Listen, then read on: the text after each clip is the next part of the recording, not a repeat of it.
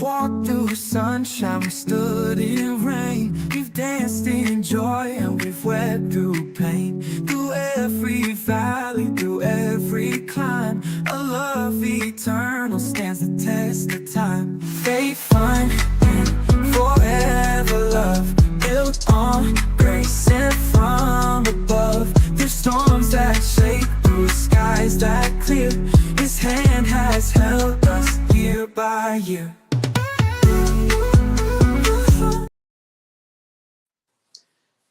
Hey, what's up, everybody?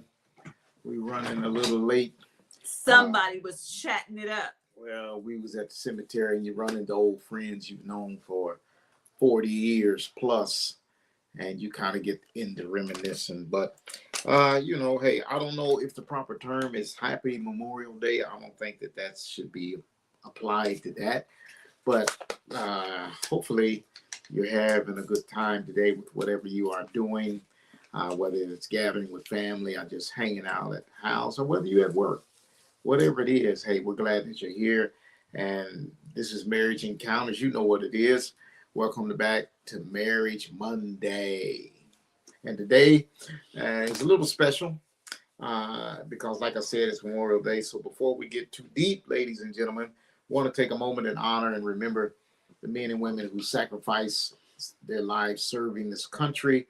Not only that, but I want to take a moment and remember my older sister who I never met because she passed away before I was born, my brother, my mom, and my dad, who all went on to glory.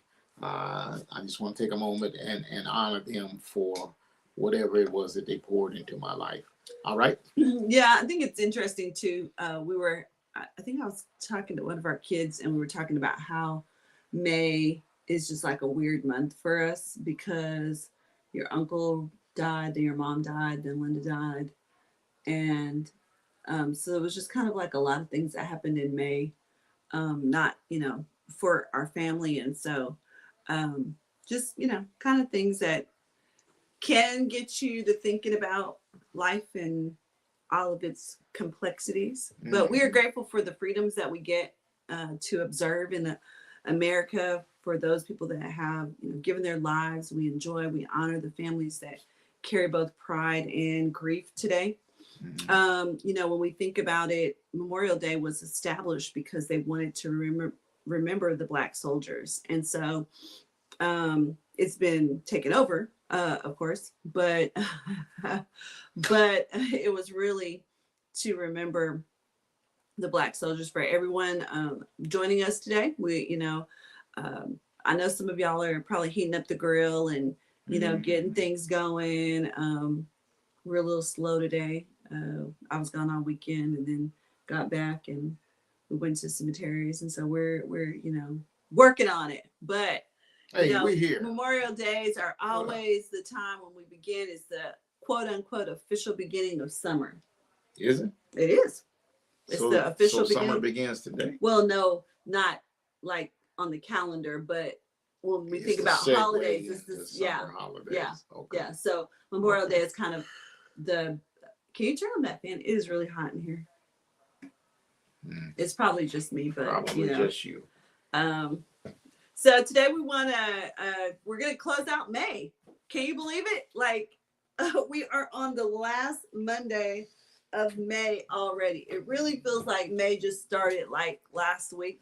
This month we've talked about burnout, emotional safety, we've talked about healing, and today we finished with peace at home. Oh my gosh. Peace is something that we all need. Right. Peace doesn't just happen. Some homes are loud. I think we have had times when we've had a loud house when our kids were at home. They could be kind of noisy.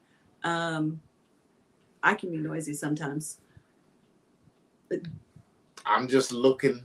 Yeah. I'm just looking away. Keep your face straight. Away. Yeah. So go ahead. Well, but I don't think we've ever had a loud house. Not loud not loud in the sense that we didn't have 10 kids. Right. Well, but even when our kids were here, it wasn't.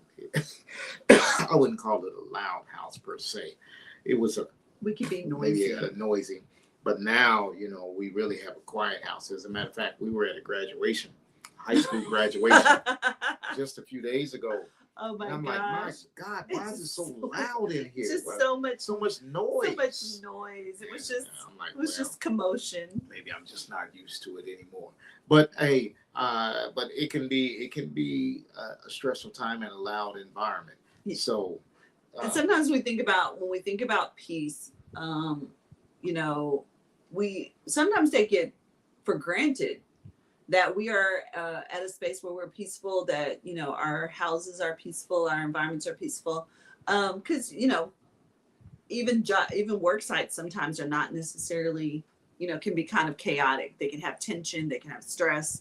You know, we can have short tempers, emotional exhaustion will sometimes lead us into spaces where there's just, you know, that tension. And so we just really want to talk about, what does it look like to have peace? well, not to carry a piece. That's another kind of peace. That's another kind of peace, but it can bring you peace But, sometimes. sometimes it'll help keep the peace. Right. Right. But here's the truth of the matter. Peace is not necessarily the absence of problems. People think that if they have a peaceful home, peaceful environment, that there's no problems, and that is absolutely not correct. Well, not if you got people. No, because you know everything is fine, everything is great until you interject people in it, and then problems start. Isn't it amazing? Very people. That's where problems start with people, right? But peace is the ability, in my opinion, to remain emotionally grounded while life is happening. The Bible talks about it give you peace that goes beyond your ability to understand. So how does that happen? It has to be that I'm emotionally grounded enough before I get spiritual on you. It's you're emotionally grounded enough that even in a chaotic environment, you can control your sphere of peace. And please remember that, because you can't control the things that happen around you, but you can control the things that happen in you. Absolutely. You know, you can't even all the time control the things that happen to you, That's true. because you could be driving down the street and get into a car wreck, somebody run into you. But you can control the things that happen in you. So that means your emotions, right? Your attitude, the framework of how you think, even somewhat your health, Oh my gosh. even somewhat your health. You were talking about that. I was in the airport this weekend, and so I didn't have any problems. I had no problems. Like, I walked up to every counter and there was literally nobody there.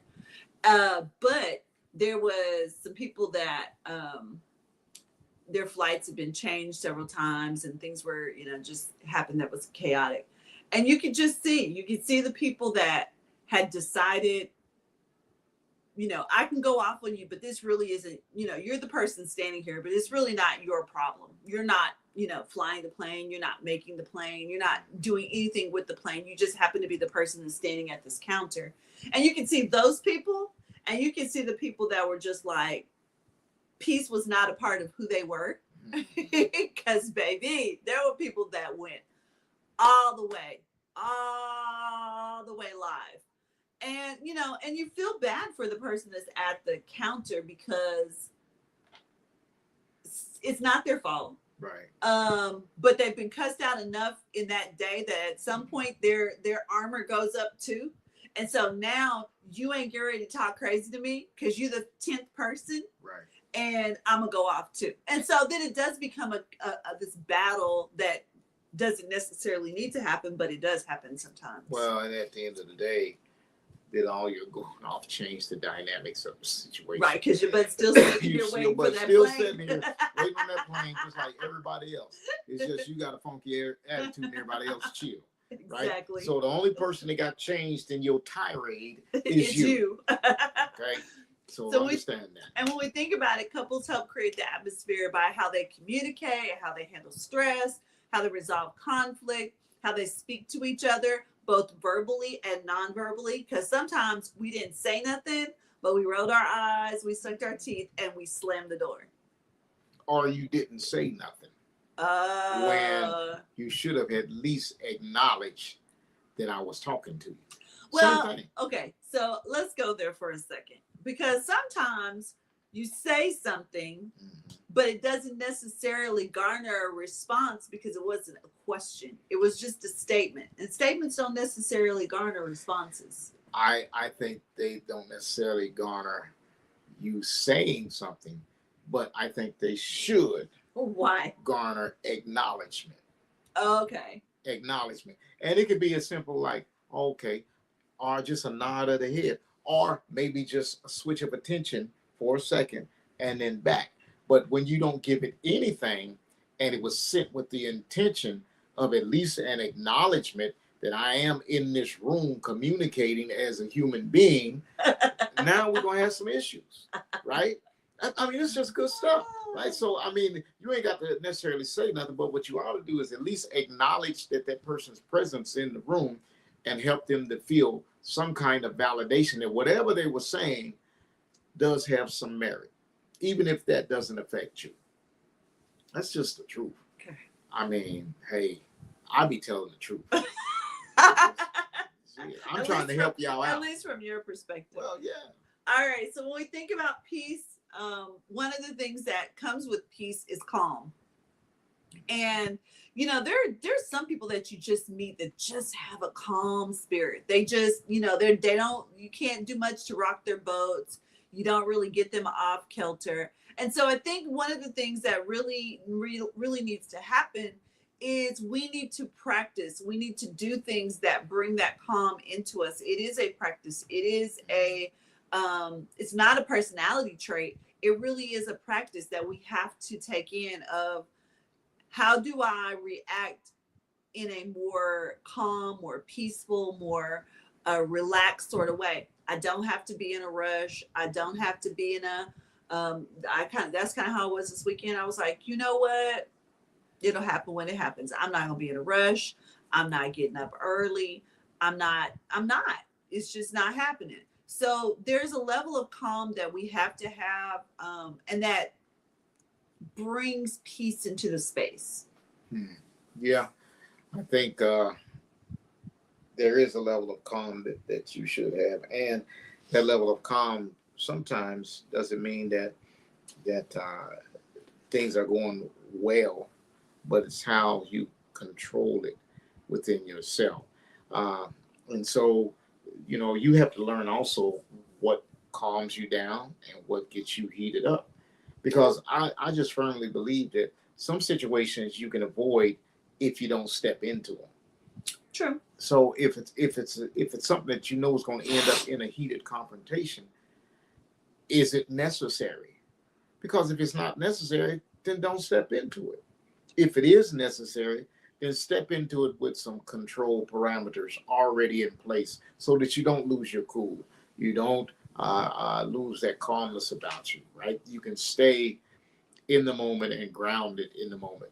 Because, you know, some people, I mean, there are people who grew up around chaos. And so yelling and screaming and stress and being cussed out and all that is very familiar to them. There are others who didn't grow up. I didn't grow up in a stressful, chaotic environment. I mean, but you know, my dad was the law in the house too. But I could tell when I especially when I taught younger students, you could tell when, you know, there was like a lot of chaos in their house, because they would just be, you know, bonkers until you could be like, okay, honey, calm down. That's not how we do it in here. And so getting them to understand that, you know, all environments are not the same. The voice that you use at church is not the same voice that you use when you're at the park.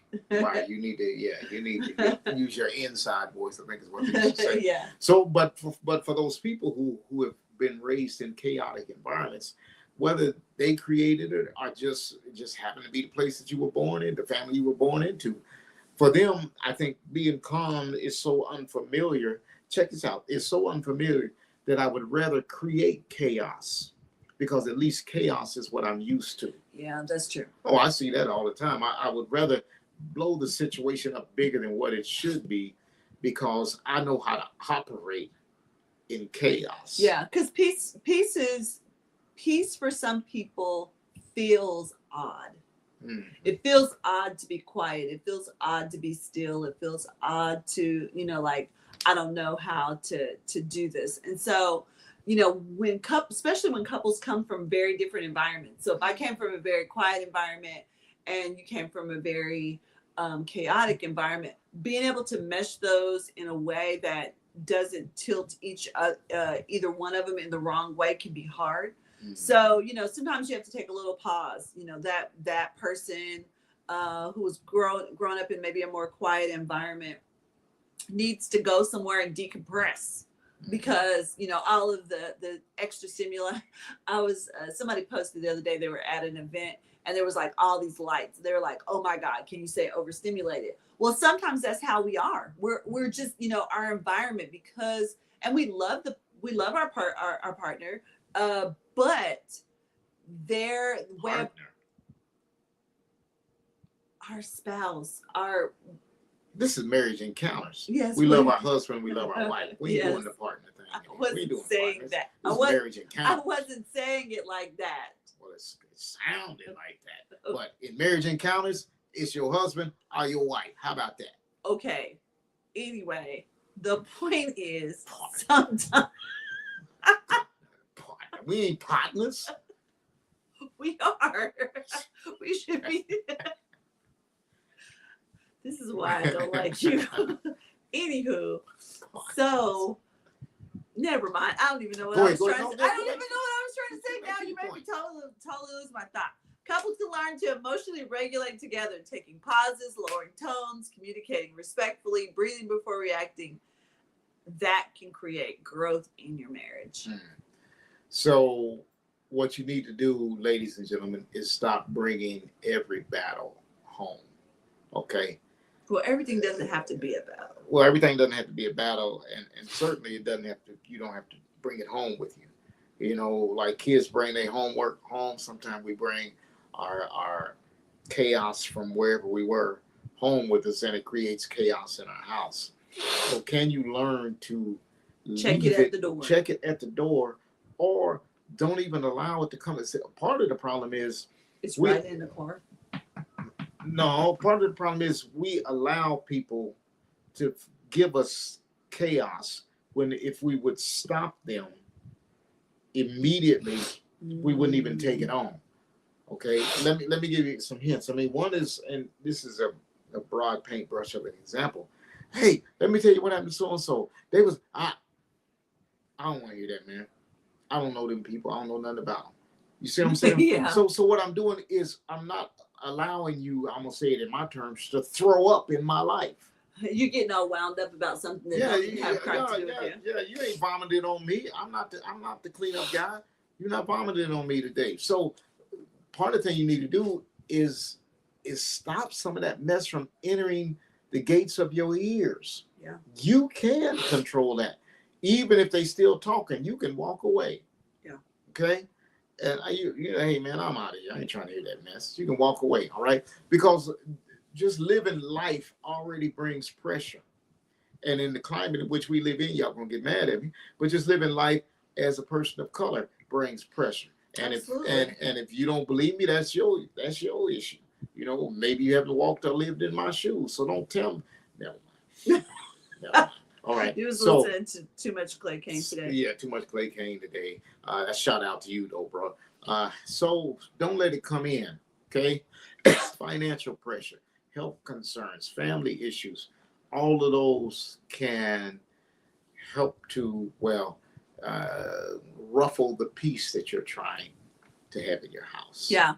And if couples aren't careful, it's really easy to bring those frustrations home, bring those situations home. And, I'm fighting you and I'm talking about, why this jacket on this thing, when it really don't have nothing to do with that. It really isn't about the jacket. It really isn't about your mate, your spouse. It really is about. Yeah, we ain't gonna do the partner thing.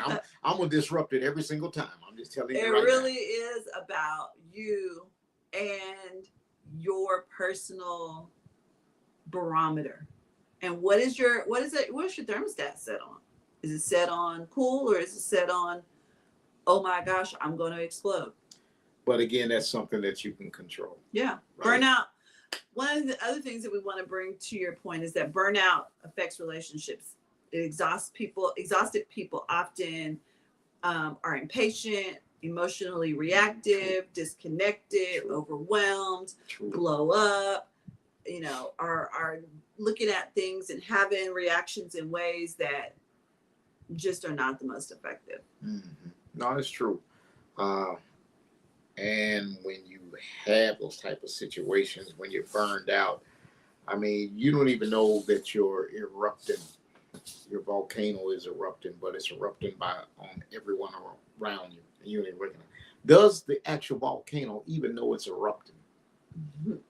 The cities around it know. Yeah. You know what I'm saying? So you might not even know that. But if you have quality people in your life that can point that out, then you definitely need to take heed when they say, "Hey, you're a little spicy right now.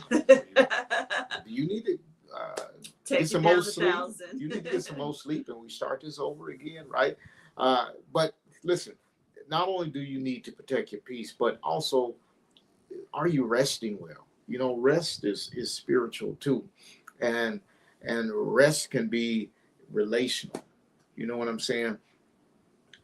If you don't rest well, then you tend to be on that space where your fuse is short. Right, and for someone who, in my opinion, doesn't get as much sleep as I should, even though I try. Okay, my wife is in the habit, if she wakes up at, let's say, 4 in the morning, 5 in the morning, she can't go back to sleep. She just gets up and starts doing what she needs to do. Not me. Doggone, I'm going to be in this bed till 6 a.m. I don't care if I'm looking at the wall. I'm not getting up out of this bed until the alarm clock goes off, because I feel like if I get up out of the bed, I start to create a habit that says anytime I'm a little stressed, I need to get up and get moving. No, so scientifically, it is proven that if you get up and you get what's in your head out, mm-hmm. then either you can go back to sleep or you can get functioning and you're fine the rest of the day. If you go back to bed, a lot of times you're more tired. So then scientifically that's proven? Yes. I'm glad I'm not a scientist. I'm going to stay in the bed. Whatever. I'm going to stay in the bed till the alarm clock go off. That's what I'm going to do. This is his all right. problem. So some couples need to reset and rest during, they need to reset and get some more sleep. Some people need to do a date night or have a date night. Well, I think the thing about it is we are in hustle culture, and hustle culture says all gas, no brakes. Hustle culture says I'll rest when I'm dead. All of that is stupid. Be productive. Be as productive as you want to be.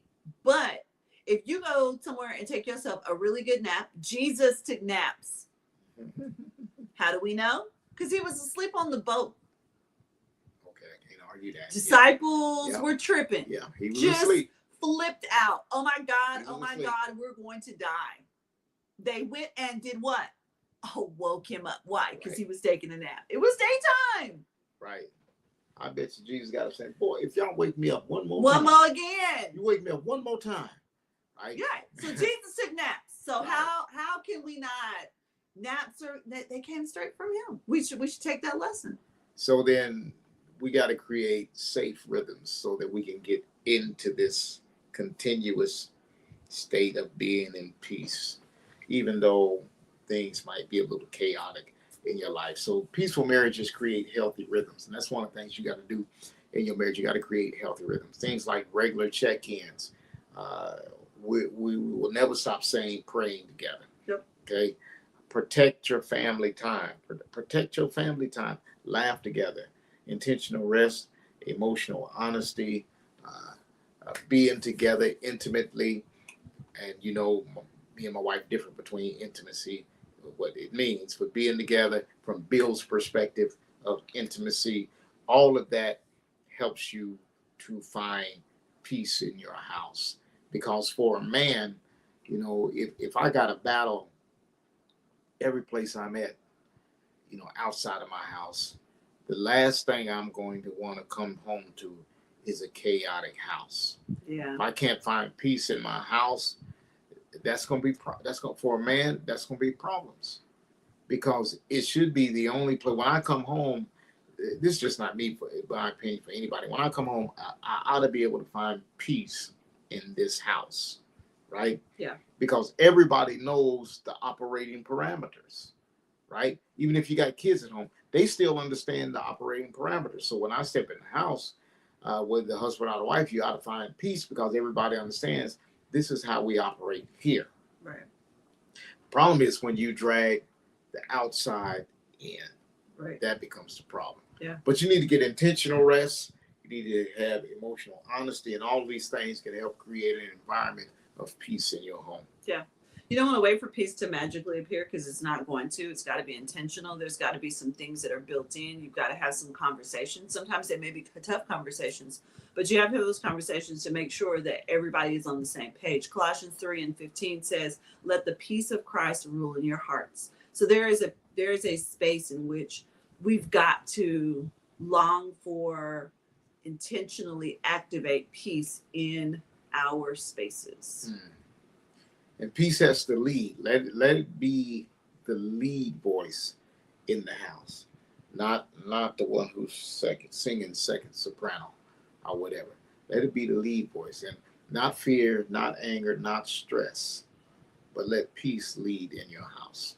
The healthier your heart is, the healthier your home will be. Love work for this week. We're going to Week do of May. a little peace audit. So what steals our peace most often? So is it work? Is it People. Yeah, what in our life, when we start to look at when are times when we don't have peace in our home or peace in our heart, what stole it from us, or what got us sidetracked, got us looking onto something else? What helps you feel emotionally calm and supported? How do we normally respond under pressure? So when it is screwed down, how do you react? If it's, cussing and fussing and throwing plates, might be something we need to look at. What healthy rhythms should we create together? So what are some things that you can do? We talked about the fact of praying together. Maybe you start to do some intentional date nights. Maybe one of the rhythms is, now that it's warm and Go for a walk. You're going for a walk, or we were talking about this morning, hey, how do we pick some times and eat breakfast outside on the deck, or have a meal out there and together in a different environment. So what do you do? What can you do with more light, more time? What can you do to create some rhythms? And what does peace at home look like to you? And maybe that's something that y'all really need to sit down. What does peace look like to me? What does peace look like to you? And then how do we bring those ideals together? Because what I think may be peaceful, I'm a person that I turn on all the TVs, every TV in every room. Just, it is what Luckily, it is. we only got them in a couple rooms. Well, and I mean, I'm only in a couple of rooms, but so that I'm the TV person. Like, it's on whether I'm watching it or not. I don't necessarily like quiet. He can come in the house and never turn on anything. Never turn on nothing. But he's YouTubing on his phone. So there's just different parameters. So what does peace look like to you, and how do y'all create peace together? That's good. So then this week, how about you do this? How about you choose one peaceful habit to practice this week as a couple? One peaceful habit. It can be your wife's this week and yours next week or whatever. But one peaceful habit to practice this week. Not someday. Not when the kids go back to school in August, September, whenever they go back. No, now, this week. And maybe it's even, how do you, because your kids will be home because school is out, what are the rhythms that need to happen with them being home every day? Especially if you're a stay-at-home parent, the rhythms change when the kids are there. So what does that look like? Right. So then let's recap. The month we talked about what? Burnout, emotional safety, healing, and now we talked about peace. Right, because strong marriages need a mentally healthy foundation to grow and blossom from.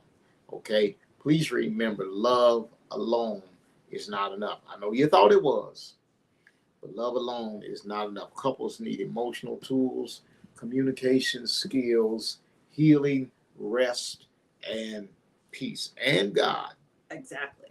to make that marriage into a happily ever after. Okay? So next month, we will be going into another setting. It will be June, and seasons change. And so what are we doing in the seasons that are coming? So our marriages survive, they changed, we have transitions, we have pressures, we have growth, we have all kinds of things that happen in our lives. I think, if we're honest, our bodies change. Some of us have hair, some of us don't have hair anymore. Some of us, the hair that we have now is gray. So there's just all kinds of things that happen. We have kids, our kids graduate, or some of you are at the point where you're just now having kids. And so all of those things change. Maybe you've got grandkids that are living with you now. All of those things, there's just so many things that happen within our marriage that are seasonal. So then recognize, ladies and gentlemen, a healthy couple has to learn how to navigate all of the seasons: summer, winter, I'm going to say spring and fall, rebuilding, stretching capacity seasons. Okay, because seasons in your life are just not on the calendar, right? Mm-hmm. The aging is a season. Yeah. Caring for parents or children is a season, which means it doesn't last forever. Yeah.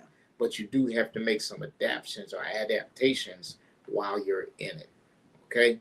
So what we want you to do is protect your connection and protect your peace. Yes. And protect the atmosphere of your home. Right. And so till next time, Memorial Day 2026, keep building your relationships with faith, fun, and forever love. Forever and we will be live. We will start being on syndicated radio next month in Right. June. We will be on radio in June. So we will follow our page. Make sure that you go to the actual page, not the group. We have actually created a Marriage Encounters with Bill and Michelle page. Go like the page. You can still be in the group, but we're starting to move everything to the page. And that's where we're going to start. In June, we will start going live from that page, not my page. and I'm going to start practicing my radio voice. Oh, gosh. All right. Have a good Hey, weekend. And remember, like I always say, practice making babies. Thank you for watching, and make sure that you join us on YouTube and our webpage, Marriage Encounters with Bill and Michelle at Weebly.com.